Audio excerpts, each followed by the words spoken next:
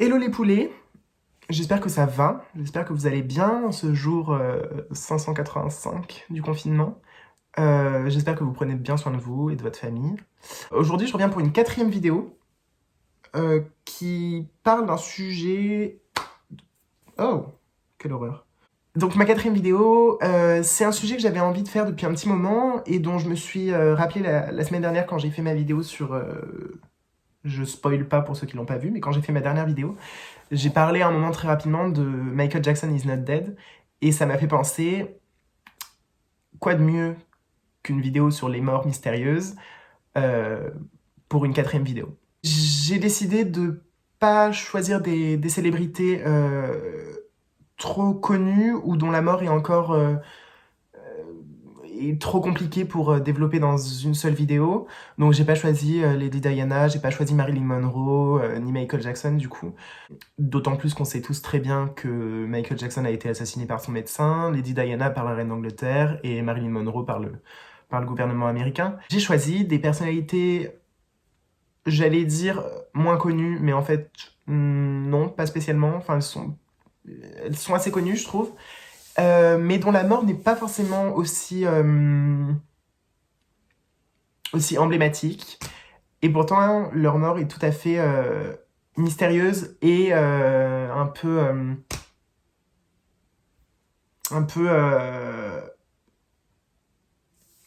leur mort est tout à fait mystérieuse, quoi. La première... je sais pas ce que je fous. La première célébrité dont on va parler, c'est Natalie Wood. Natalie Wood, donc, c'est une actrice américaine qui est née le 20 juillet, 20 juillet 1938 plutôt. Euh, Elle est connue très tôt, c'est un de ces enfants vedettes qui aux États-Unis marche hyper bien, surtout dans les années 50-60. Et elle décroche à 17 ans seulement sa première nomination aux Oscars pour son rôle dans La Fureur de vivre aux côtés de James Dean, qui est l'un de ses rôles les plus emblématiques avec West Side Story, où elle interprète le personnage de Maria. Donc c'est une des actrices les plus connues, les plus emblématiques, les plus talentueuses des années 50-60.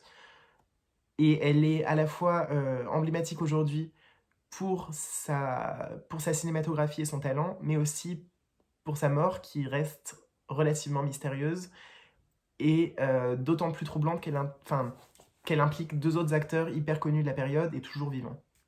La mort de Natalie Wood, elle survient le 29 novembre 1981, alors que Natalie Wood est en vacances pour fêter Thanksgiving à Santa Catalina, qui est une petite île dans la baie californienne, avec son mari, Robert Wagner, qui est toujours vivant, qui est un autre acteur très connu des années 60, 70, 80, 80 même, et Christopher Walken, qui est son coéquipier sur son dernier film, et aussi potentiellement son amant. Ces trois acteurs vont faire une petite croisière sur le yacht de Robert Wagner, et c'est là que Natalie Wood va mourir.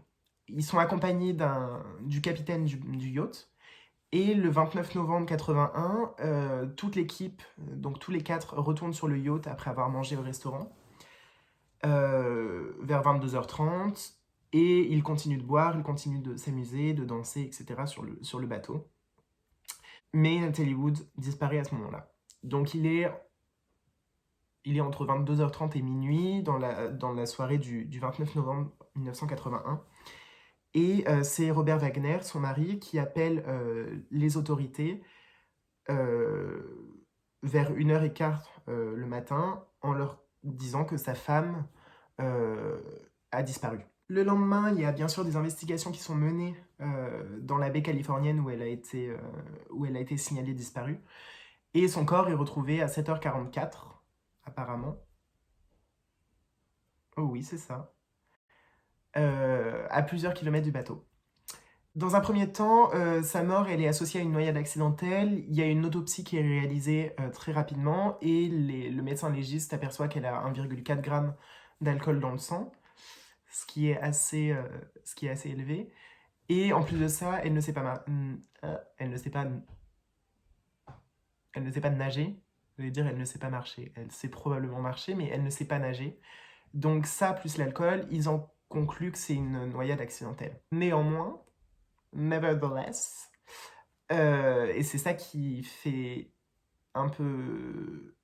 qui fait tout le mystère, c'est que les médecins constatent des contusions, des hématomes sur son cou, sur ses bras et sur ses mains. Donc, elle est probablement... Elle s'est pas battue toute seule. Enfin, ouais, elle s'est pas battue toute seule. You're a goddamn genius! Malgré ces découvertes-là, l'affaire est classée sans suite au bout de 2 semaines, suivant les témoignages de son mari, Robert Wagner, qui était présent ce soir-là, du coup, de Christopher Walken, son amant et son partenaire dans son dernier film, et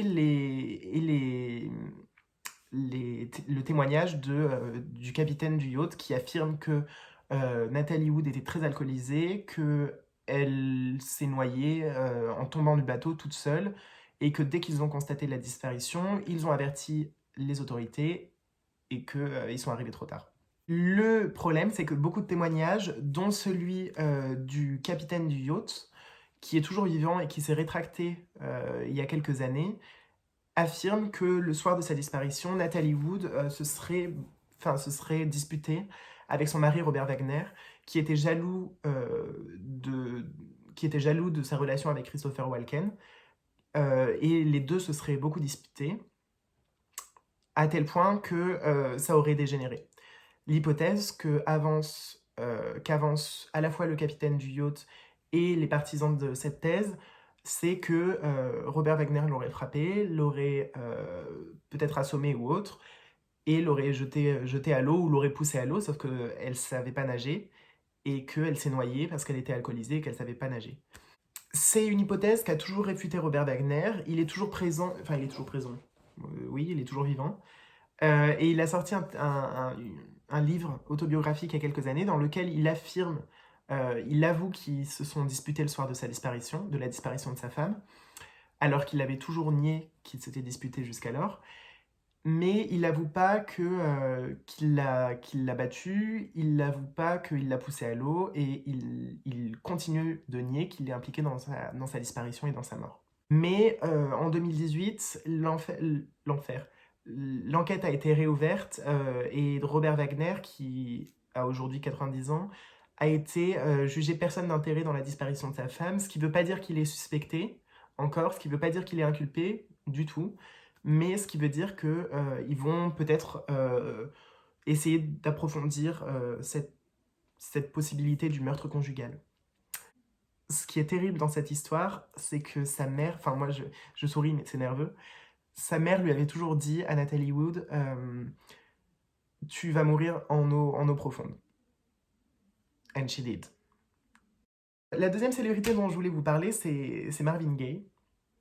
Donc Marvin Gaye, l'un des plus grands chanteurs du XXe siècle, toujours hyper connu de nos jours, considéré comme le prince de la soul ou le père de la soul.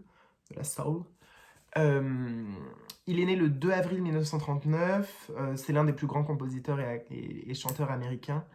Il est particulièrement populaire dans les années 50, 60, un peu moins dans les années 70, mais toujours. Et il sort en 71 l'album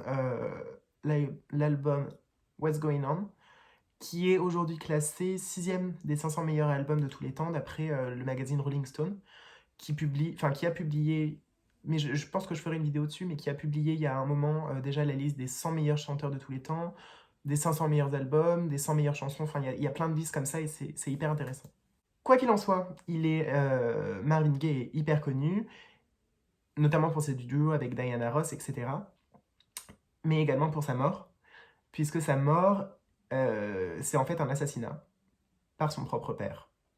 Marvin Gaye meurt le 1er avril 1984, fusillé par son père à 2 reprises, dans sa maison familiale. Ce 1er avril 1984, son père s'énerve parce qu'il ne trouve pas des papiers, parce qu'il ne trouve pas des affaires à lui, et il commence à se disputer avec sa femme, le ton monte, et en gros il s'engueule alors que Marvin Gaye est toujours dans sa chambre. Au bout d'un moment, Marvin Gaye va voir son père et sa mère, et décide de les séparer, de s'interposer en prenant la défense de sa mère et en gueulant sur son père. La dispute éclate entre Marvin Gaye Sr., donc son père, et Marvin Gaye Jr. Les deux hommes se provoquent. Marvin Gaye demande à son père de sortir de sa chambre, celui-ci refuse, et au final, après une bonne heure de dispute, un petit peu moins peut-être, euh, le père de Marvin Gaye va chercher un revolver. Il arrive dans la chambre de Marvin Gaye où celui-ci est en train de parler avec sa mère, et il lui tire dessus à 2 reprises. Marvin Gaye est transporté en urgence à l'hôpital de Los Angeles, où il a sa maison, et il est déclaré mort 1 heure après, en début d'après-midi, euh, le 1er avril 84. Ce qu'il faut savoir sur la relation du père et du père et du fils Marvin Gaye, puisqu'ils s'appellent tous les deux Marvin Gaye, c'est que les deux ne s'entendaient pas du tout. Le père battait beaucoup son fils quand il était petit.